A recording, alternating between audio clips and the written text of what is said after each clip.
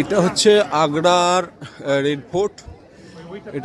এটাই শাহজাহান তৈরি করেছিল এক সময়, যদিও বলা হয়, কিন্তু ইতিহাসে আছে যে 94 বছর লেগেছিল এই ফোর্ট তৈরি করতে, এবং 4টি রাজার সময়কালে এই ফোর্টটি তৈরি হয়েছিল।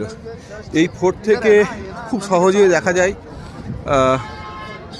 তাজমহলের দৃশ্য দেখতে পাওয়া যাচ্ছে। এখান থেকে সামনে তাজমহলের দৃশ্য দেখা যায়, এবং তাজমহল এখান থেকে খুব বেশি দূরে নয়, পাশেই যমুনা নদী। আর পাশেই এখানে দেখা যাচ্ছে, দেখুন, এইটা হচ্ছে শাহজাহানের মেয়ের ঘর ছিল। আর শাহজাহানের শেষ বয়সে যখন তাকে অ্যারেস্ট করা হয়েছিল, তখন এই ঘরেই তাকে বন্দি করে রাখা হয়েছিল, এবং সঙ্গে ছিল তার মেয়ে।